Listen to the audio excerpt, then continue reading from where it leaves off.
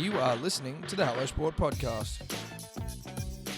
Well, here we are, partners. Dribbles, Monday afternoon. You're with Tom and Eddie from Hello Sport, home of unqualified opinion, unwavering bias. Fresh off the plane from sunny Victoria. Straight to the studio. Like, we literally don't fucking stop. We are the hardest workers in any room you're in. If we're in there, we're the hardest. Yep, accurate. Fucking accurate. One of the great commutes all time. Flight got delayed. No Maccas in the terminal. Had to find more Maccas. Had to change terminals. Had to go back to the terminal. Then we're on the tarmac for an hour. Then my bag took an hour. Now we're here. Off the top, if you're listening, Melbourne Qantas Terminal, domestic. If you guys are listening. Looking at you. Yep. Who the fuck told you that it was a good idea not to have any fast food in there? No, whose fucking smart ass idea was that? Let's have 8 tiny cafes dotted around this shithole of a domestic airport. 8? There was 2. There was not even 8, was it? There was 2 of them. And one of them was jammed out the arse. Macchinos or some shit. Yeah. This isn't about you, Macchinos. It's not about Macchiino, mate. It's not. It's about Melbourne domestic airport not having the fucking wherewithal to get a goddamn Macca's or fast food, just generally anything there. It's disgraceful, quite frankly. It's absolutely disgraceful. The domestic airport at Melbourne is one of the great shitholes on the planet. I'm just going to say it. It is. It's a shithole. It's a shithole. It's designed appallingly. Yeah, it looks Nothing like someone works. who was like, losing their grips on reality was potentially the designer of this fucking airport. Like, weren't here. Not the full quid, not the full deck. No. Working on that airport. So it was nice. It was nice to return to much sunny Sydney. Get us back home, no Get us matter home to where the go, air's fresh and the fucking sky's blue and the just the air's fresh. I tell you city what, sings, bro. the hardest thing, and I don't understand it, and I'm prepared to have someone explain it to me. Why the fuck are we still made to wear masks on planes? I thought I was going to asphyxiate. I was doing it so tough on that fucking flight you with were that doing mask. it, and this bruh. air hostess just kept coming past, going, "Can you please wear your mask correctly?" I didn't have mine on the whole time though. She told me like 3 times, and I get it. It's her job. I'm not knocking her, whatever. But like, do we not just let it fucking go? You were making some distressing Sounds, dude. sounds and like mannerisms. And I couldn't work out what was going on. And then you looked at me, and you were as dishevelled as I've seen you. I reckon you were sweating. Yeah. You looked like you were taking your last breath at one point. There was every chance I was when I had to put the mask on. Like I had to pull the mask down and take like deep lungfuls of air and then go back into the fucking mask. I tell you what, I used to be able to rest my head on the chair in front and have it not be uncomfortable within reason, because nothing's comfortable on a fucking aeroplane. It was like jagged hard rocks. What happened to like soft cushioned chairs? I think that they're a thing of the past. I think that the domestic flight itself has become more and more uncomfortable over the years. There is fucking no room. No in those room, seats, dude. Like, and there was no exit rows, which I'm now like, I need exit row. Like, they're definitely shaving off a couple of centimeters every year. I literally can't, like, I can't fit in there anymore. Not and I'm only not that tall. I'm like, what if you were like tall? Not only that, Eddie, we get there, and of course the super quick DIY check-in machines don't fucking work. So we got to wait to get help from someone. And then when we do, they're like, "Oh, your flight's booked, so we're going to move you to the next flight." And we're like, "What the fuck does that mean, madam? How in God's name, or why in God's name, the name of the Lord, are you overbooking a flight that I've paid for?" And then just moving me on. Oh, they do that shit all the time. That's fucking ridiculous. I know. Why us? Why are we getting moved? Why me, Eddie? Why are we getting shafted? What did we do wrong? We didn't do anything wrong. We didn't do anything wrong, and that's the problem. We didn't do a thing wrong. We didn't deserve it. We didn't deserve it. God knows we didn't deserve it. Fuck no, we didn't deserve it. Great Off the weekend, back of though. that, Hell of a weekend. just one more complaint. So, Tom. yeah, bring it, bro. Just one more complaint. Bring it. Whoever thought that the DIY machine was a good idea, fuck you too, because that machine is not seamless at all. It's a heap of shit. It doesn't work properly. It's fucking laggy. Every time I try to use the fucking thing, it doesn't work. There's always a fucking error. And I'm not tech deficient. Like, I know what I'm doing. You know what I mean? It's not seamless at all, bro. And you know what it's like, doing? I'd be leaning on... It's costing good, honest Australians their jobs. Good, honest Australians. I'd be happy to line up, talk to a person. They can always sort me out. There's no issues. Yeah. Because then what happens? Print out a couple of... Go and see someone fucking message, and then you got to wait. They also printed off someone called Patricia. And then, but like, you know what else was weird? Yeah, we got Patricia's name printed off for some reason. I don't know who the fuck she is. And hope she made it fly. Hope she made it. And then they fart ass around for 10 minutes trying to work out what's wrong. Oh, your flight's overbooked. Oh, so you just put us on a different flight, did you? When I was waiting for like, we've just put you on the 4 o'clock. I was waiting for that. Yeah, I was like, how long have we been delayed? I don't know. Thank God it was only half an hour. Being delayed in that fucking airport would have been one of the great torture chambers of all time. Oh, yeah, you got to sit in Melbourne domestic for 5 hours. Yeah. Is that all right, sir? Corridors to nowhere in that place. Yeah. Unbelievable. Ridiculous. But look, we're starting off negative, punters and dribblers. Loved it, though. Great weekend. Because we had a big weekend ripping and tearing. And you got two fragile bods on a Monday. Just a couple of dudes who just didn't stop working all weekend. Yeah, there's no quitting us. No. We got down there, straight to work. Woke up Saturday, fucking work was calling again. Sunday, work. Monday, work. But we must, I think, have a big bloody shout out and thank you to KO for getting us down for the old Georgie Kambosos punch on.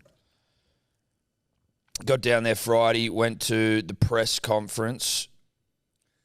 Yep. Held in the world's smallest room. World's smallest room with no microphones. At the Richmond Rowing Club, which was a bold choice, I must say. A bold choice to hold a press conference of that size in the world's smallest room, but it is what it is. Well, listen, it is microphones that didn't work except Warren Smith's. Well, as long as we can hear Warren is what I always say. Like, as long as Warren Smith's audible, but no one else. Warren first, George second was sort of the mantra of the day. It felt like. That Bob Arum might be the oldest person alive. Bob Arum's old as fuck. I wouldn't have been surprised if he was sitting there in adult nappy. In a nappy, just pooing himself. Just pooing himself. Just a man who's, he's seen 90. Well, he's lost control of his body, mate, and that's fine. That's what happens at that age, at 90-odd. You 90 just laps, shit yourself. 90 laps around the sun affords you, I think, the luxury of pooing yourself in a press conference. Yeah, ungracefully shitting yourself in a press conference. Just sit there and marinate, and if anyone asks any question, you just go, listen, I stopped caring a long time ago. I'm just counting down the days, baby. Everyone I've ever known's dead. I'm as old as the sun. I'm old as Methuselah. Yeah, I'm fucking old, dude. I'm biblical. So he was good. He was sitting there like just a fucking potato in a jacket. Yeah, just stewing. Hunched over on himself. Fully hunched over on himself. Impressive though, right? Like, Lou DiBella went on to some length to sort of explain how he's the greatest boxing promoter of all time. I'm like, Lou, climb down off his hog, bro. He's half dead, Lou. Get off him. You're going to kill him. You're going to kill him, mate. You don't need to be that far up his wrecked eye. But it was fun. Got to meet the Let's Get Ready to Rumble, Bruce's brother. Sorry that's what you've become, Michael Buffer. But you're just Bruce Buffer's brother to me now, bro. It's funny because it was always the other way around. The other way around. Now it was nice to meet him though. He's a smooth, literally smooth, like old person. He's smooth and old. Skin was smooth as eggs. If he's not moisturising daily, I'm not here. Because he was smooth, dude. You know what? I could actually learn a thing or two from Bruce's brother about skincare regimens. Cause he was smoothness personified. he was smoothness, dude. And that hair. Oh, it wouldn't quit. The hair wouldn't quit. The hair looked like it was CGI and it was in front of my face. I was like, this is amazing. which was interesting. Watched and jury like ringed up and shit. Oh, he's blinged out the arse. Yeah, he carried a certain aura. Yep. I think it's fair to say. No, he did. He did. As he sauntered about the place. He sauntered. Devin Haney was fucking rocking snow leopard cashmere jumper. Now, look, having hindsight as our friend in this situation, maybe that was one of the things that helped get him over the line. I will say this, again, using the power of hindsight, it was concerning for me the amount of times George wore that white trench coat in the week leading up. I feel like it was on at every press conference. Not the weeks. The weeks. Months. Look, in the fullness of time. If we're trying to look at where it went wrong. If we're looking for signs that things weren't going great, it's wearing that jacket as much as he did, I don't think helped. That's just my read.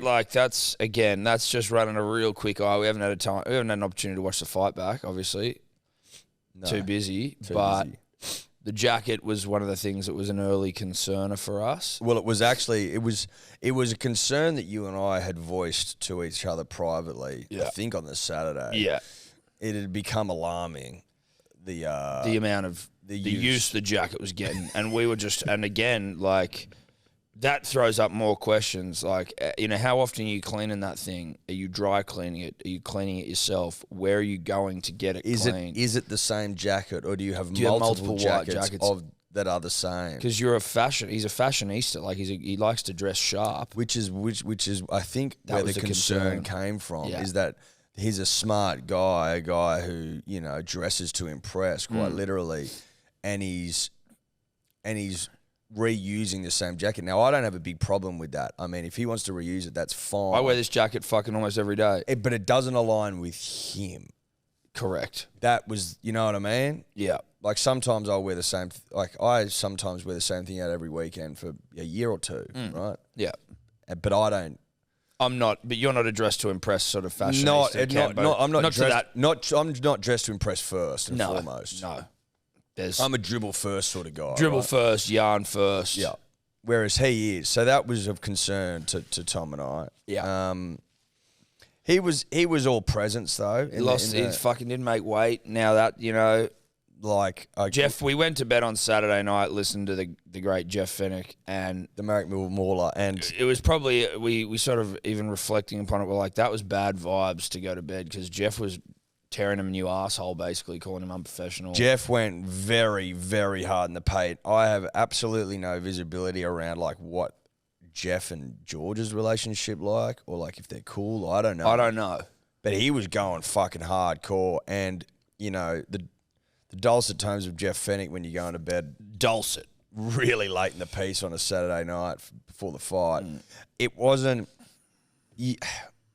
good. There weren't good signs going in, and that certainly was one of them.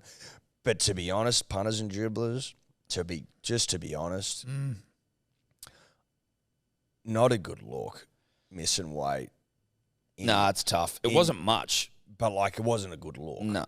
I didn't think. No. I mean, he literally pissed it in, but it didn't set the tone. No, it didn't set the tone. The way we wanted the tone to be set. We didn't want it set that way. But he was a humble dude. He's clearly a good dude, but he handled it well, the loss. I mean, Devin, slickness, just slickness. He is slickness. Slickness personified, yeah, mate. He is the embodiment of slickness. What do you say? What do you do, punters and dribblers, when you're confronted with slickness on that level? How do you? It's like slickness personified, and George needed to find a way to defeat slickness, and unfortunately, slickness won on the day. It's very difficult to combat slickness. It's like, put it this way, it's like you've got a new white T-shirt and you might happen to be enjoying some olives that you got from Woolworths Deli. Sure. And they're just bathing in oil. Mm. And then you get some oil in that shirt. You fucked it. And you're fucked. That's exactly what it's like.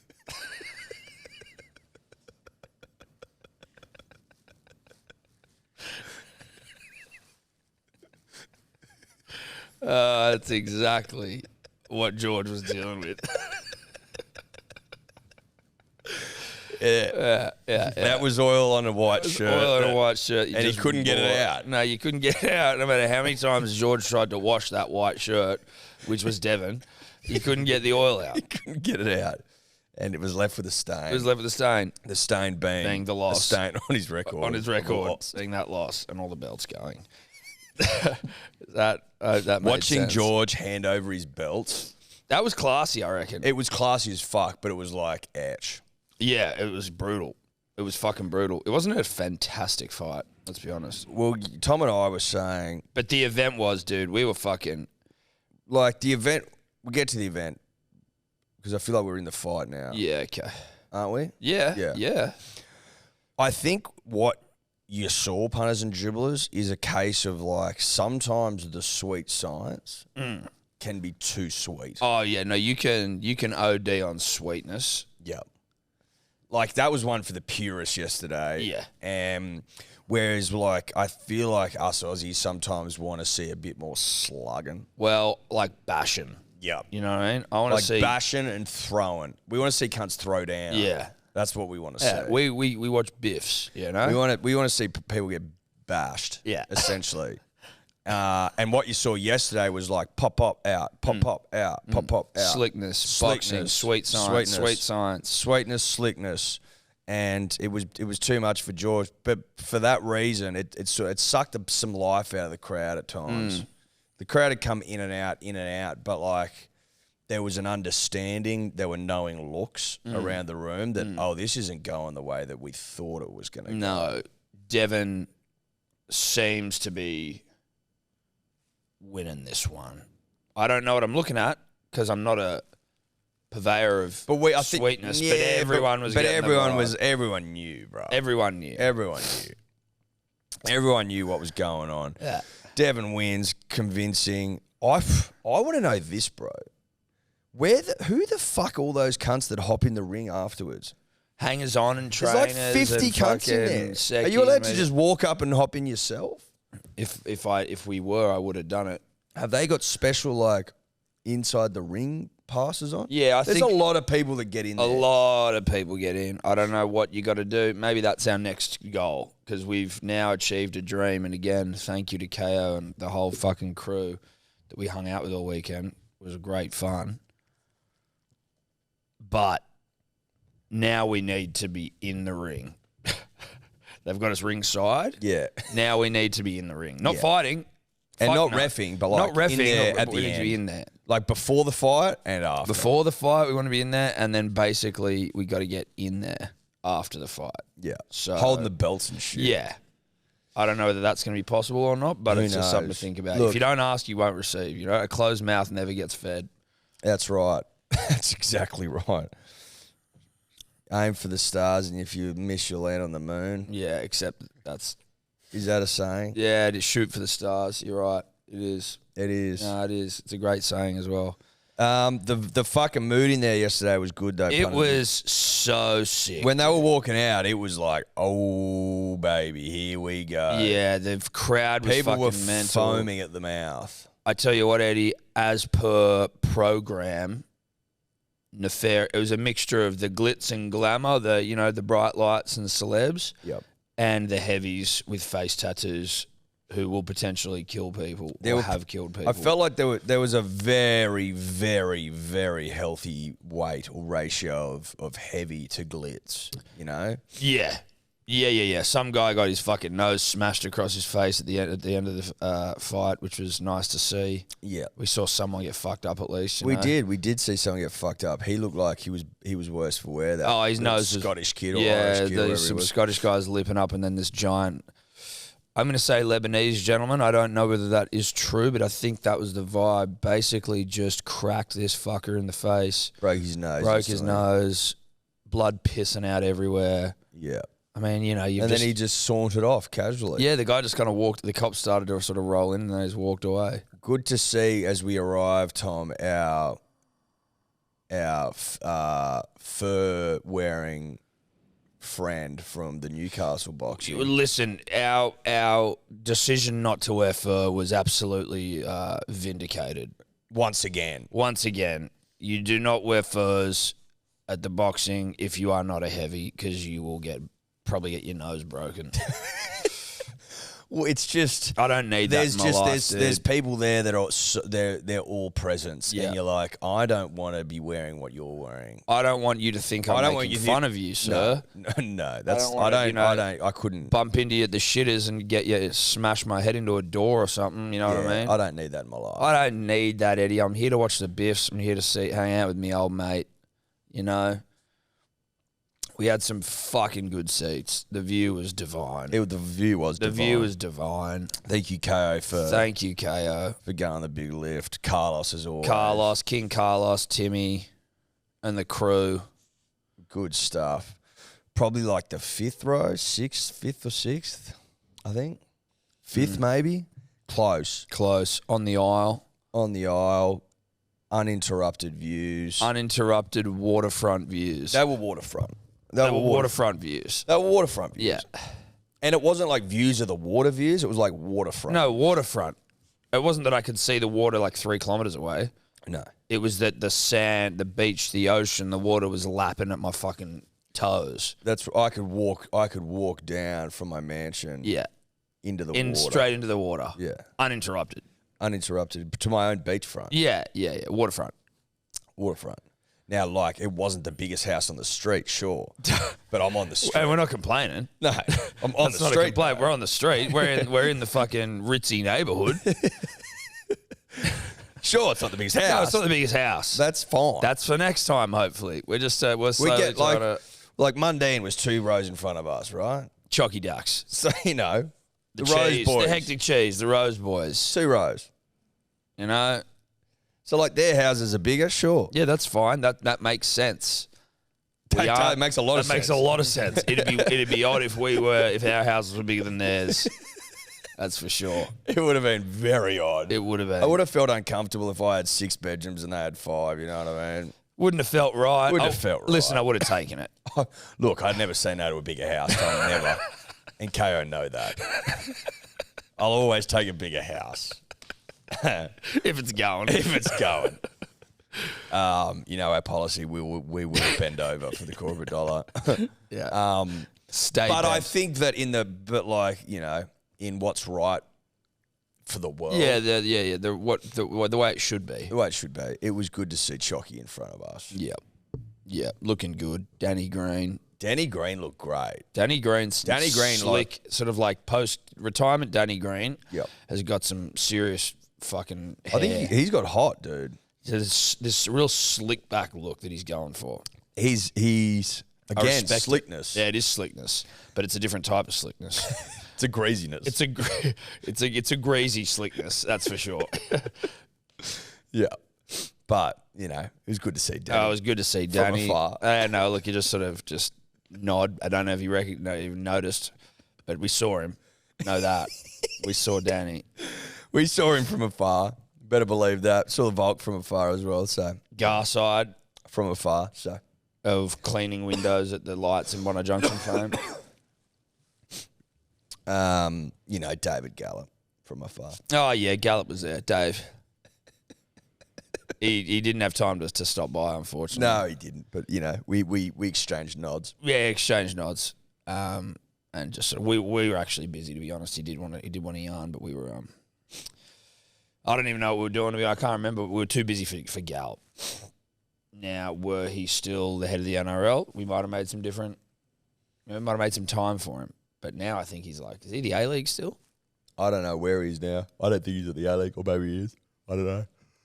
Good for him. He's not in the papers anymore, put it that way. That's all we care about.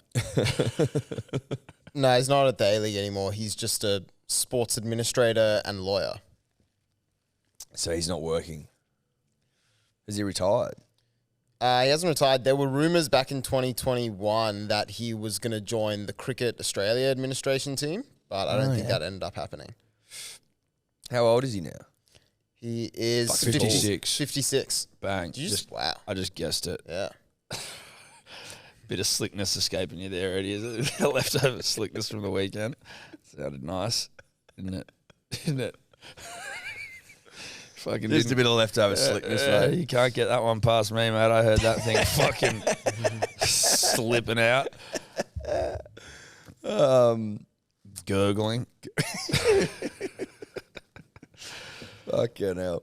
The podcast, as always, brought to you by our dear friends at pilot.com.au, the online men's health portal. Yeah, it's a portal. It's a portal. Bruh, it's a portal. It's a portal to health. You know what I mean? So you hop into the portal and then, whoa. Oh shit, I'm now healthy. I'm now healthy. I'm healthy again. Now, we must encourage the beauty of Pilot Punters Dribbles. We say it every week, and fucking you listen every week. You lap it up. You got to make smart decisions here.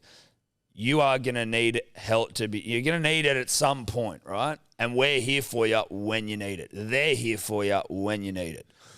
Listen, if you find that you are itching and scratching, or your sack's looking a bit weird, or you want to help losing weight, and you want to help losing weight, help with sleep, or you want your willy to work, hop into the portal, dude. Hop into the portal. And you're going to get transported to a doc online. Digitally. Who's going to be like, okay, let me just prescribe you some medications. So you're going to get discreetly sent to your door, and you're going to come out of the portal. Yeah.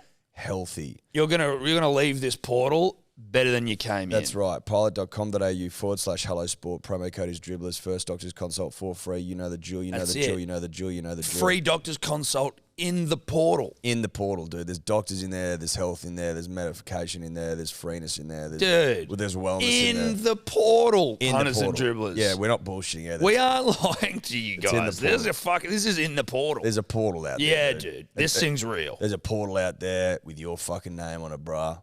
Hop in the portal. Pilot.com.au/hello sport. Promo code dribblers. Look, unfortunate for Georgie.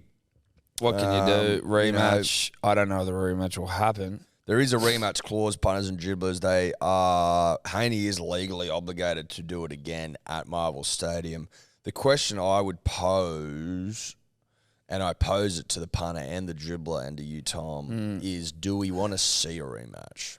The only reason I would want to see a rematch is for an Australian in the ferocious one to win back dem belts. I get that. But I don't like. Will they do it? Like, I don't understand. Boxing is always so fucking squirrely, right? Like, I just get the vibe. Like, if you're Mr. Slickness, Devin Haney, yep, and you want to make fucking, the big bickies, big bickies. You don't reckon they're big bickies for that? You don't reckon there was big bickies on offer? I'm sure there were big bickies, but if you were to fight Ryan Garcia or Tank, are those bickies a little bigger? Will Lomachenko and Tank or Lomachenko? I don't know. Lomachenko is Ryan Garcia in pull crowds? I know who he is, but like, is he? I think, yeah. Well, listen. I don't fucking have any idea. He wouldn't get a title shot next. Don't worry. He wouldn't be far off. He wouldn't be ahead of Tank. Well, so there, I said Tank. I know he did, but I'm removing Garcia. Yeah, right. And inserting Lomachenko. Right. Well, Lomachenko's in a war.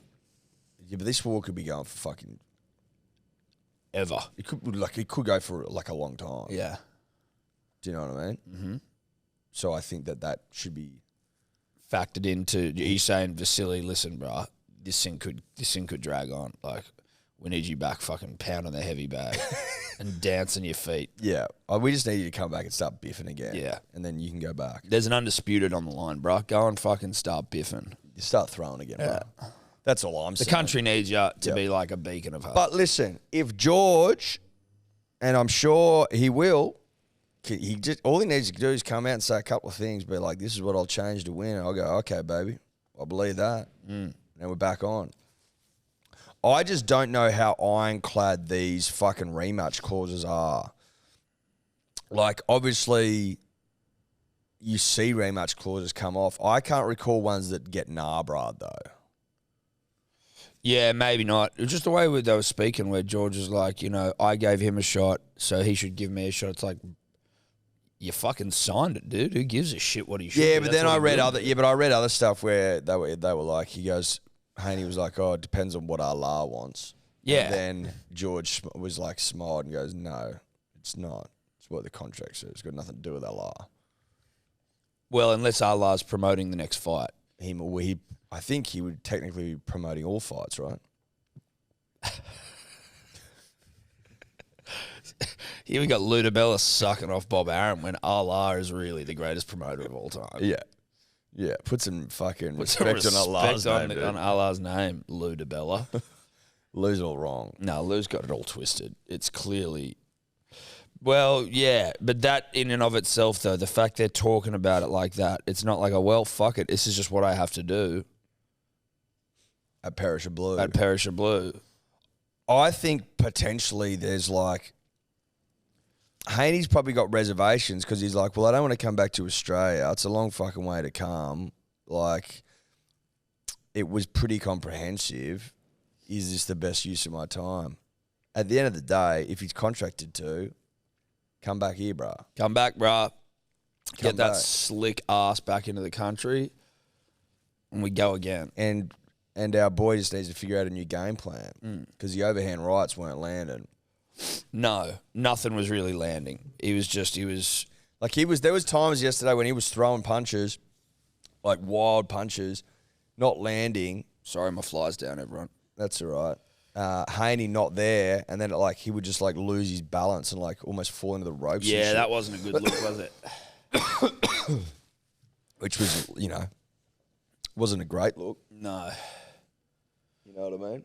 Mate, I'm hearing you. I'm definitely hearing you, Eddie. What I am doing is hearing you. Do you hear me? Knows? No, I'm hearing you. I'm hearing you. Okay, good. Yeah. Who the fuck knows what'll happen, mate? Who the fuck knows? Who knows? Who knows? Who knows what'll happen? But after the fight, it was kind of good having the fight just be in the day and then you can go out for a rip. I kept, that when you get into it a bit earlier and then you're like, holy shit, it's only 8 o'clock. It was great. I feel like I've been dancing for days. There was a couple of those moments yesterday where we were like, holy shit, it's fucking 7 o'clock. It's 5 o'clock. It's 4 o'clock. We're flying. I liked that place we went to with the crew after Her in Melbourne. Her rooftop. Yeah, Melbourne very up its own arse just generally, which is just, is true. But as a town or a city, I will say this, and obviously there was maybe a bit more of a festival atmosphere in the city because of the fight being in town. I don't know, but fucking a lot happening. I think in my experience, it's always like that. It was pumping. That's what it's like down there. It pumps. There's nowhere in Sydney really that does that anymore. I don't know. I'm old now. Because they rip the eyeballs out of it. Yeah. Everyone just goes and fucking goes to each other's houses and sits around dining tables. They've also got their version of Vivid on at the moment as well, called Rising. That's on in Melbourne right now. Oh, really? So I didn't see any lights. Wasn't looking for them. No, I wasn't looking for them, but you don't have to. If it's Vivid, you know what I mean? The fucking Opera House has got we might not have been in the right part of the city. Well, then that would indicate to me that the people we were seeing had nothing to do with Vivid. No, that was ripping and tearing. Lines out the arse for everything. Some of the lines to get into these joints were fucked up. Now, we don't do lines anymore, but... Nah, it was too... Well, it was too... I can't be fucked to wait. That's what I mean. I'm not waiting. I can't... I don't have the patience. I don't have the wherewithal to do that anymore. No.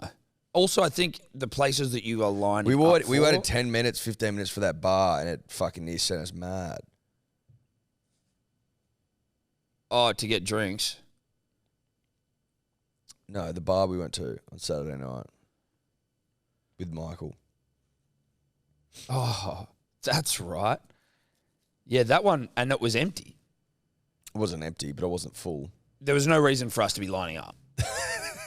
The guy was like making us line up, and then we got in there, and it was like, why the fuck were we lining up? This thing is hard. It's far from heaving. It was dumb. It was dumb as fuck. Did see Michael Pride there. We did. And his brother Louis. And their mates. Louis had some guests as well, so shout out to that. shout out to Louis. Always good. But all in all, Eddie, a fantastic weekend was had. A fantastic weekend was had. It was. A fantastic weekend was had. And now officially on to health kick diet mode, because we pounded Macca's into the earth this morning, and when we were leaving, we literally left. We went through the security scanner, realised that there were 2 shithole cafes in that shithole terminal, went and asked someone, "Excuse me, sir, where the fuck's your McDonald's?" He said it was in He said that it was in the international terminal, so we had to leave the building again after already checking in and scanning through and going through all the security checks to go to the international terminal to get some much-needed Macca's. Literally made it back 5 minutes before we were meant to board. We had to eat it on the walk. We weren't running, so it wasn't eating on the run, but it was eating on the walk. Eating on the walk. And which is not how I like to enjoy my McDonald's. Nah, dude, nah. There's no gracious way to enjoy a sausage and egg with a hash brown whilst walking. Had shit all through my beard. You did have shit all through your beard. But that, what I'm saying is that's the catalyst for change. That walk. That walk's the catalyst for change. That's it. That's a wrap. Yeah, it's a wrap. Yep. Strap on the runners. Daddy's back.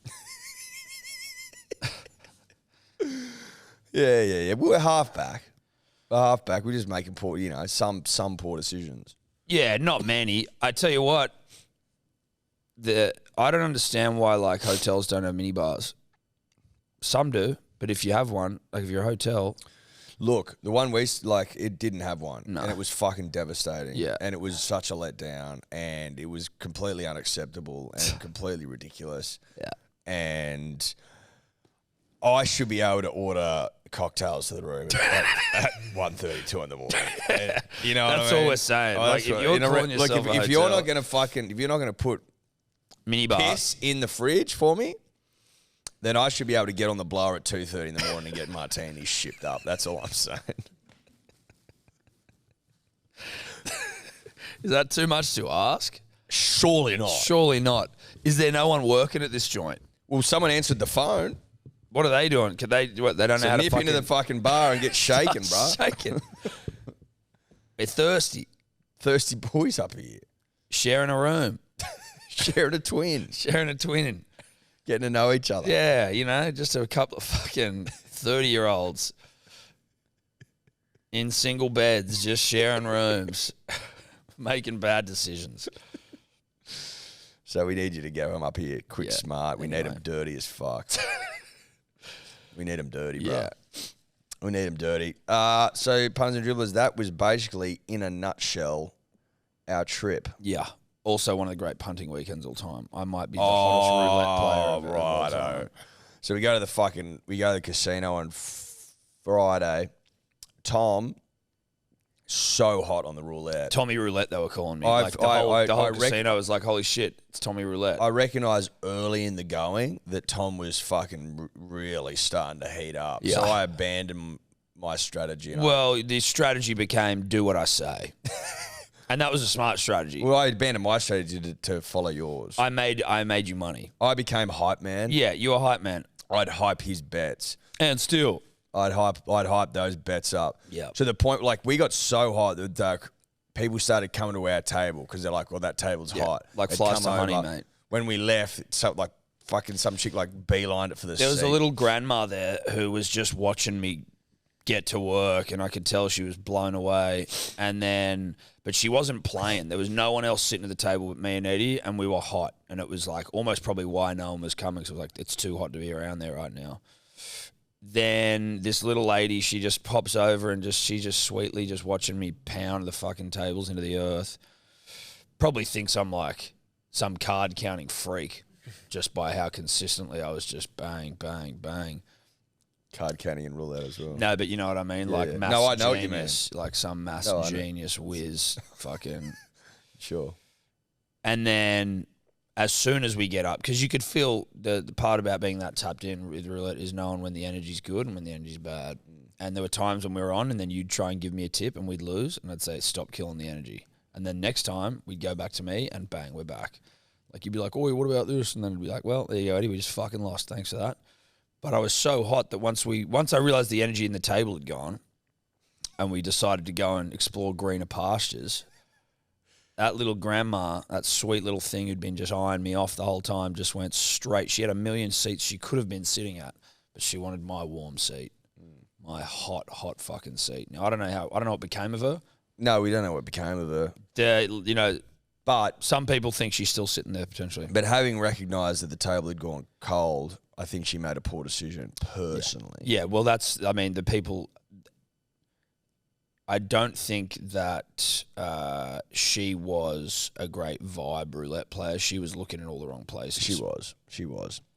And there was only disappointment there, really, for her. Oh, well, the energy had gone from the table. The energy had gone. So, look, we collect there. We collect big. Next, that night, obviously, I get the NRL collecting big there as well. Next day, I reckon I picked 12 winners.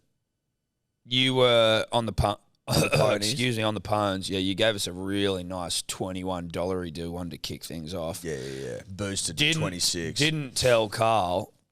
Every time I told Carl a tip, they didn't win, so I stopped telling him. Yeah, we had to stop telling Carl the tips because he was bringing the bad energy.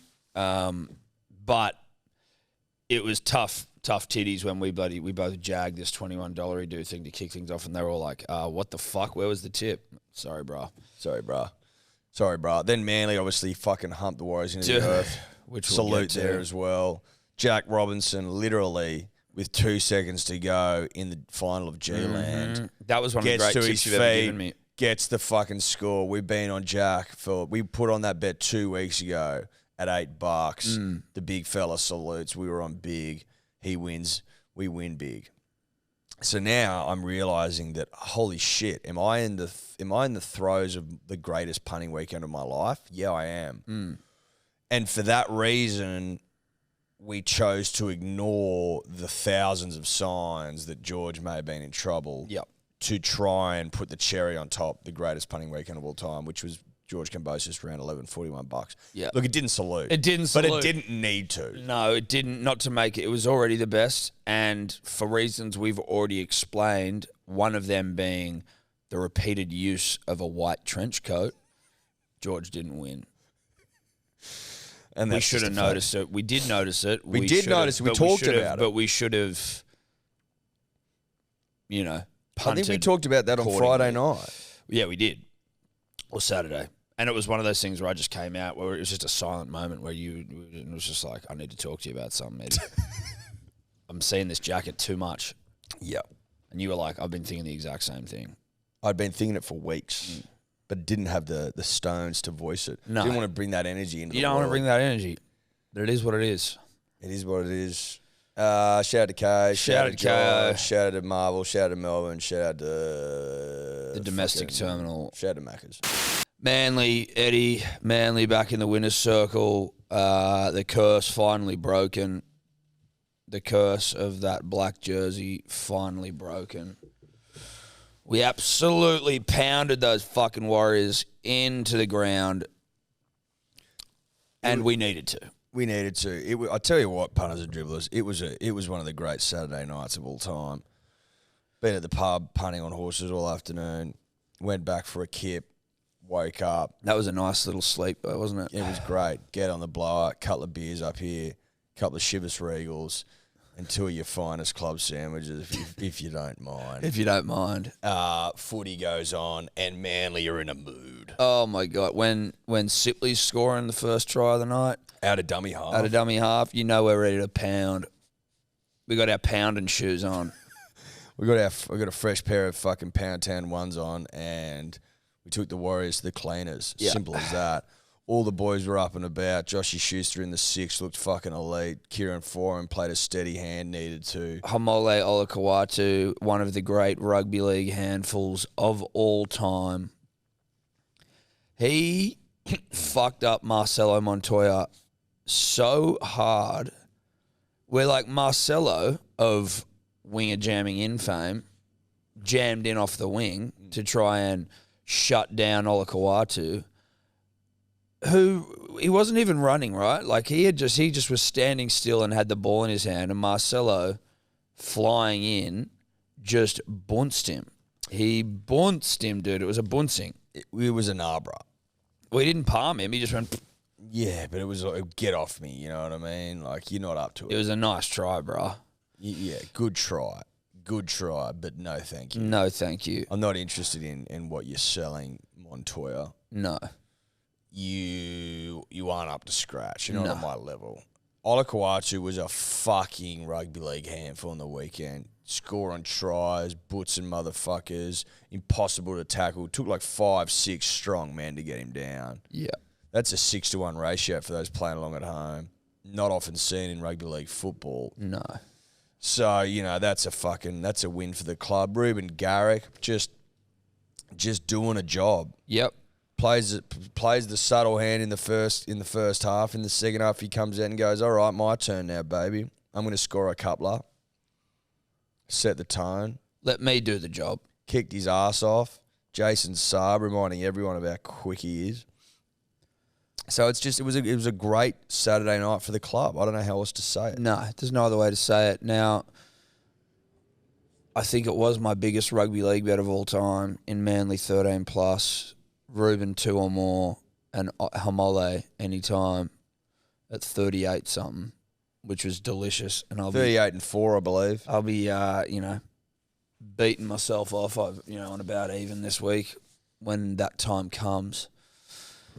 But I loved how Jake handled himself after. Where they're like, firstly, Mick Ennis took like the most unnecessary shot at him in the press conference, in the like post-game interview, where he was like, Jake, we're usually not used to talking to you at this time of year, but how do you think that game went or something? I'm like, why like, if you're going to say that, like, ask him about Origin and how he feels about maybe being left out, but don't just be like, well, you're not in Origin. How'd you find the game?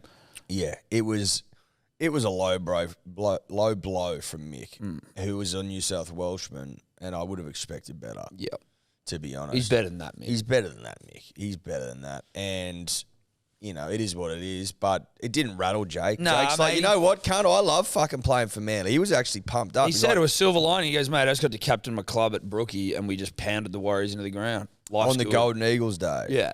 That shit gets Jake out of bed. Yeah. That's the sort of stuff that gets a proud clubman up and about. Yep. He was foaming at the mouth, running around after the game, saying good day to everyone, taking photos, signing balls, signing nipples, signing asses, doing the damn thing. No, he was doing it all. Shafts.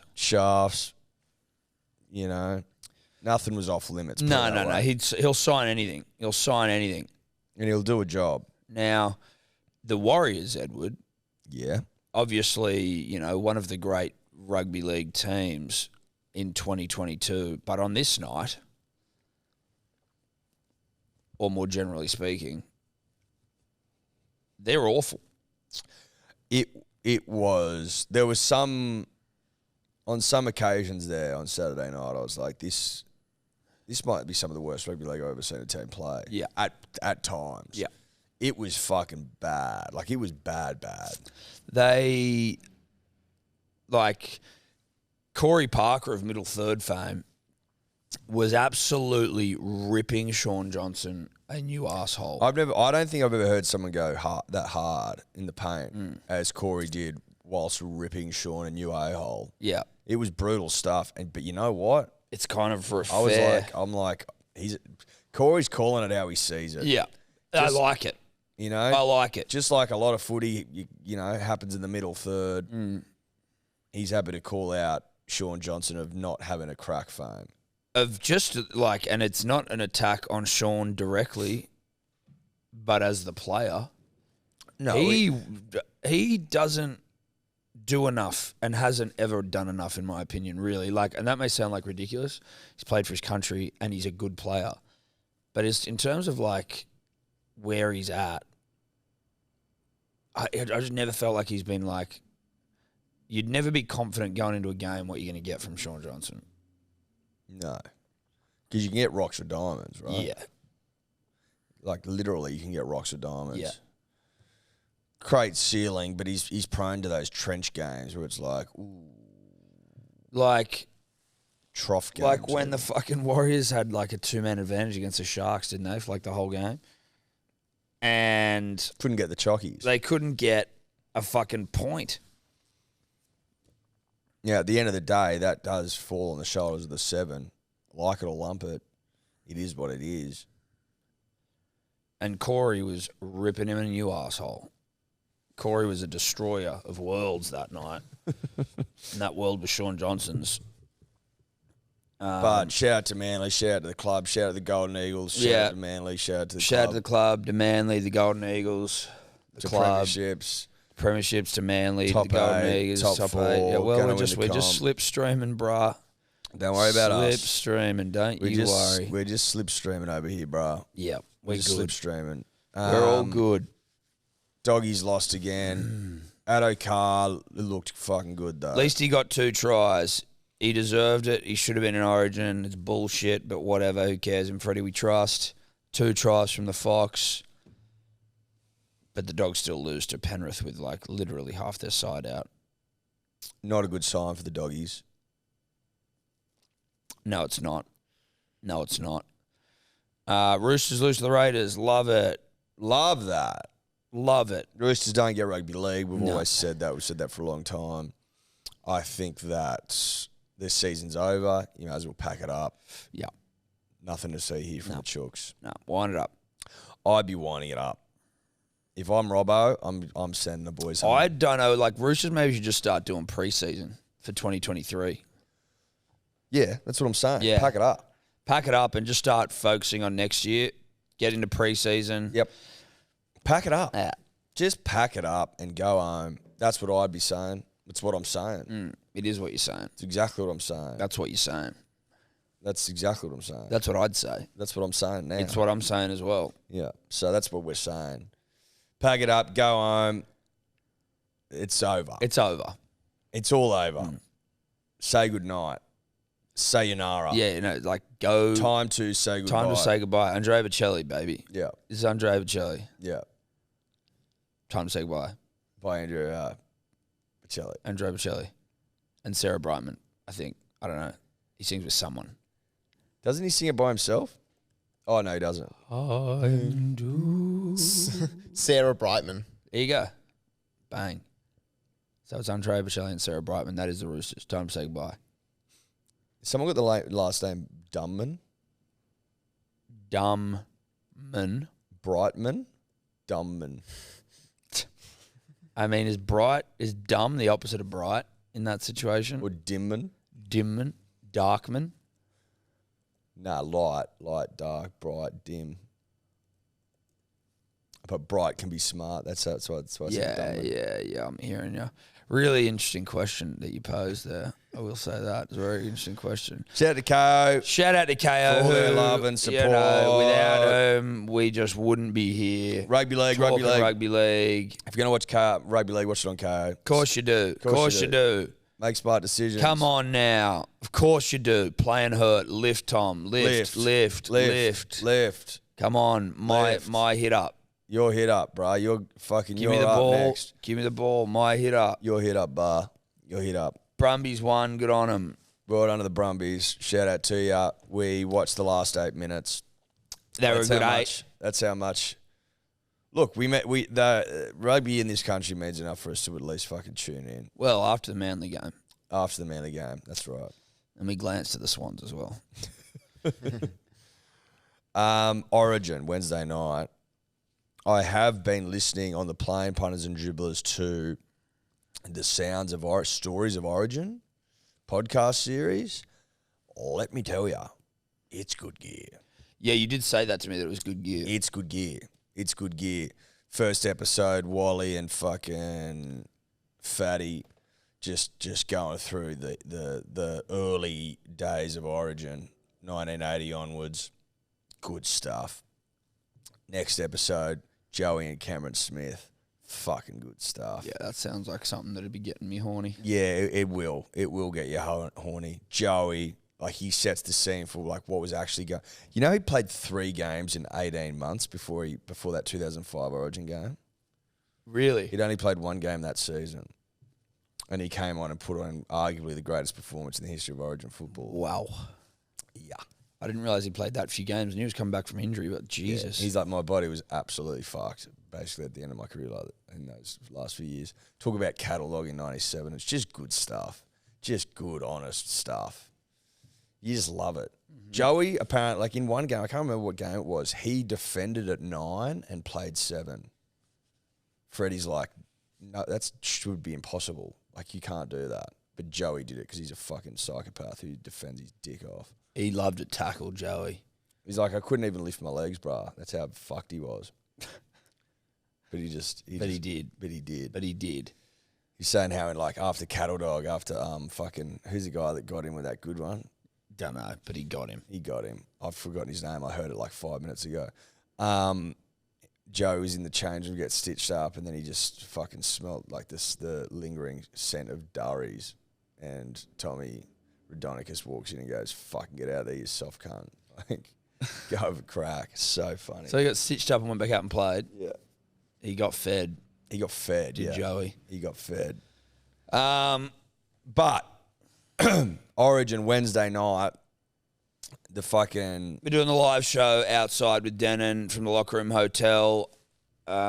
Make sure you get along. If you're out there, come say good day. Yeah, come say good day. Things kick off I think it kicks off at 5. Yours truly will be up there. We'll be there about 6. We'll be on at about 6. Just so you know. Just so you know, it's Guru and Supercoach Playbook. I believe joining Kempy first. And then the professors of Dribble and Yarn will get up there and break down the game intricately. Oh, it'll be intricate. It'll be really X's and O's from us. Yeah. But it will be like basically what we're there to do is boy the blues. Yeah. Boy the boys. Boy the boys. I think that the dynasty continues. And I think first things first, get a fucking win on home soil. We haven't played here for a couple of years. When was the last time we played here? Would have been a while ago. I don't know, mate. The 80s. I can't even remember. Sure. Feels like it. It feels like it, mate. Feels like it. It feels like it. I think we hump them. I think we hump them good and true and proper and real. And Billy Slater might genuinely be a one-game Origin coach. They might sack him after this. That's what I'm saying.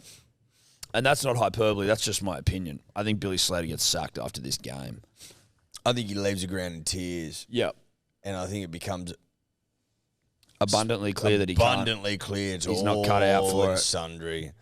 That he's not cut out for Origin football at the highest level. And everyone's just gagging on Billy's dick right now. Greatest coach in Origin history, hasn't even coached a game. Hasn't coached a game. Like, kid could play, sure. Oh, I loved it. Kid could play. Kid could play. Oi. I'm not sitting here saying the kid couldn't play. The kid could play. Because the kid could play. No, the kid could play. He played. Can't coach, but. Well, I haven't seen him coach. He hasn't coached any games. I don't believe the hype. You know, it's like, it's just, for me, there's a lot of hype.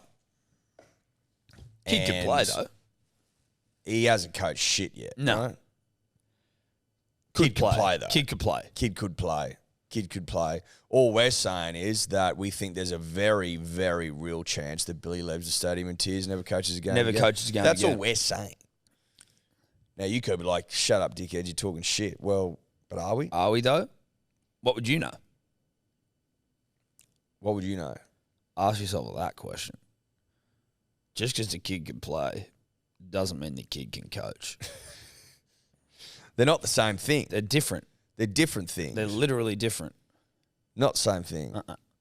Different things. Not the same thing. So now, I'm fully expecting the kid to one game done, one and done. Yep. I don't know. I'm running out of puff. Oh, mate, the puff's gone. Don't worry about that. If I were a puff factory, I'd be putting up the sold out sign. Or the closing down. Closing down. I'm closing down. The puff factory has quite literally the puff factory is run out of puff. There's no puff in the puff factory. No, dude, there's none. There's none left. You can't work as hard as we do. No. And have, never-ending supplies of puff. You can't. You just can't. Sometimes you got to pack it up. You got to know whack when the padlock on the gate and go home and wait for the puff to return to the puff factory. Yeah, for production to start back up again. That's right. And again, that's ideal. We want to be able to give people jobs, to work in the puff factory. We do. Ultimately, that's what we want. We want as many people to scrounge a nice, healthy wage out of that puff factory than we can. We hate that it's closing down. We do. We're not happy with it. No, not happy about it. It can't be helped. It can't be helped. Dior can run a puff factory union if we get things going again. Do you know what I mean? And then you can shit all over it. Yeah, then we can go, nah. But it's all possible. Yeah, exactly. As long as the puff's getting made. Yeah. Now at this point, punters and dribblers, there's no puff left, and there is no viable way to make more at this point in time. No, there isn't. What I will say, Eddie, as I bow the puff factory bit. Wasn't any more in it? I don't know. I think the puff factory yarn had run out of puff itself, if I can be honest. I would like to just shout out a dear friend of ours in Rafael Nadal for winning his 14th fucking French Open. Literally as many as Sampras won slams. Sampras was the GOAT at some point. Well, he was the GOAT before Roger. Before Nadal. Yeah. 14, Rafael. This is 22nd. Rafael's a motherfucker. He's 35 years of age. His body. 36, Eddie. He's 36 now? Yep. His body's absolutely fucked. Mate, the guy's fucked. He's been getting shots. He's been getting fucking shots in his feet. Shots in his feet to numb him up before he plays every game so that he's not in unbearable pain. He's like, I can't keep going on like this. Life's too short. What I would say to Rafael, Tom, if I can just speak to him directly right now, is that I would say, listen, you're in good fucking nick at the moment.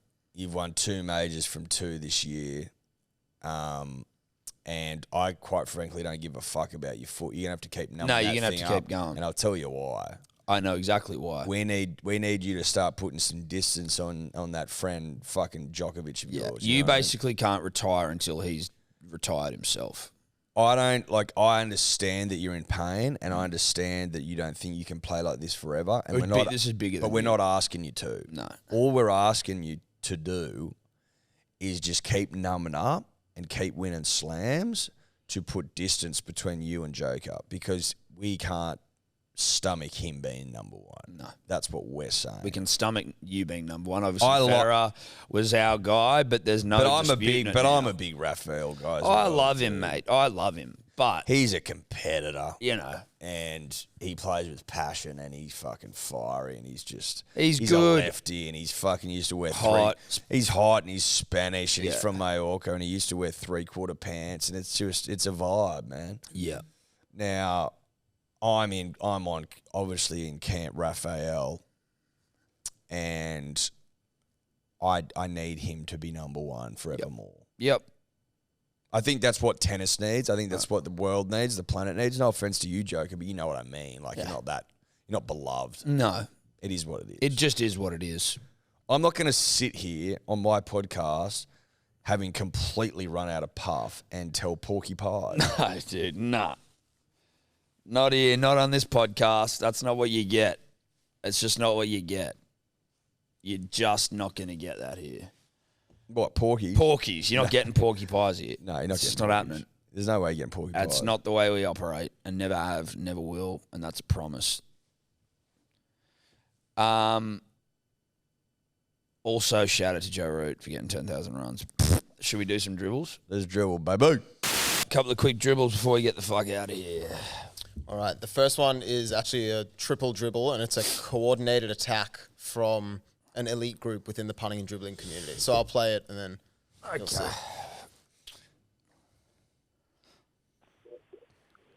Nil Sober Nova Cassian, South Newcastle Lions.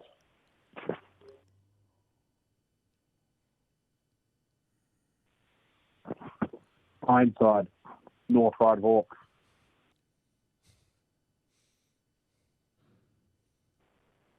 Fenno, South Sunnybank Magpies. This is so true. So what I think we've got there is the front row lineup of the Disciples group chat with their junior clubs. That is so fucking dribbly. That is so dribbly. But I respect it greatly. That's Origin spirit right there. I like that as a trend. I think everyone who calls up and dribbles needs to give their junior club a shout out.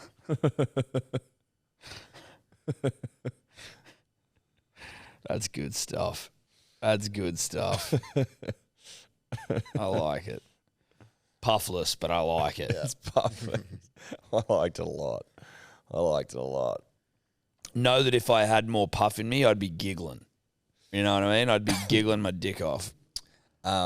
Is that the dribble?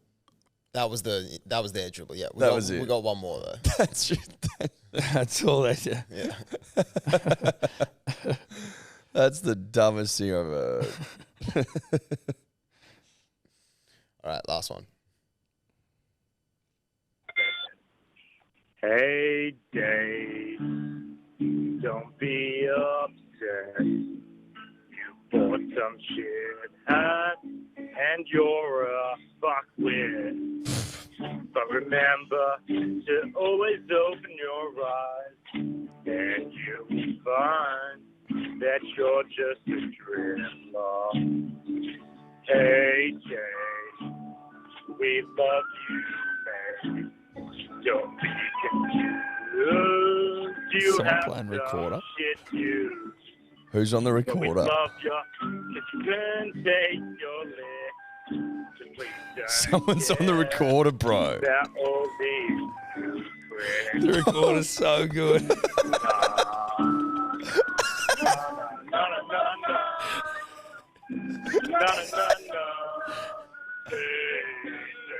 Come on, everybody.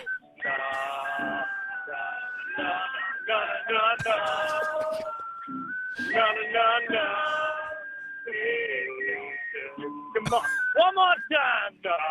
Oh my God, dude. That recorder is best on ground.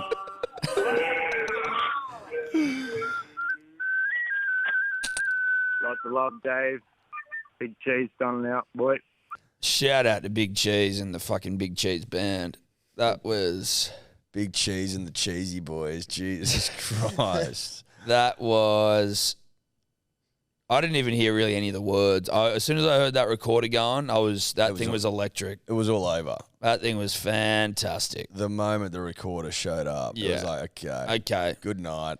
If I'm on The Voice, I'm fucking turning for that performance. You know what I Game mean? over. I'm hitting my button and my chair's spinning. There's a reason recorders aren't allowed on The Voice. You know what I mean? Well, it's just to be cheating. It's cheating. It's cheating. It's the equivalent of it's audible steroids. You know. It'd be game set match. Yeah. Shout out to the recorder, which has been doing heavy lifting in music classrooms Since you know, the dawn of time. Since the dawn of time. I respect people that go on with the recorder, as that person clearly has. That person has clearly, continued to hone their craft with the recorder.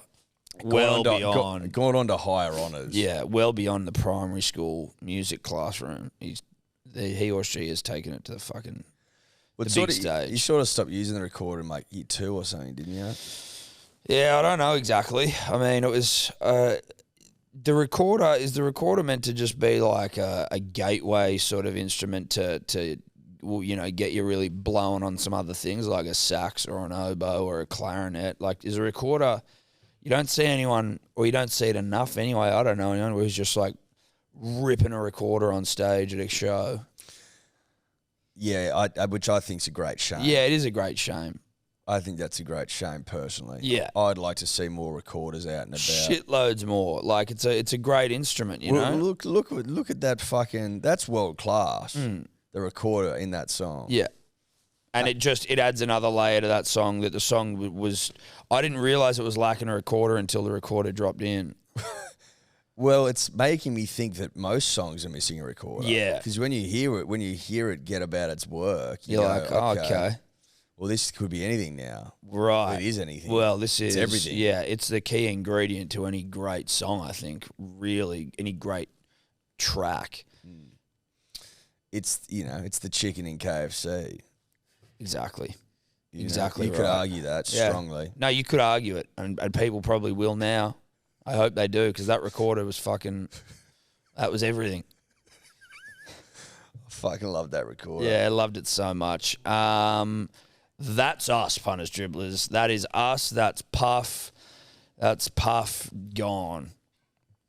Puff gone. Puff's left the building. Puff has gone. Puff has puffed its last puff. Puff has puffed its last puff. See you out at Origin on Wednesday if you're there. Locker Room Hotel.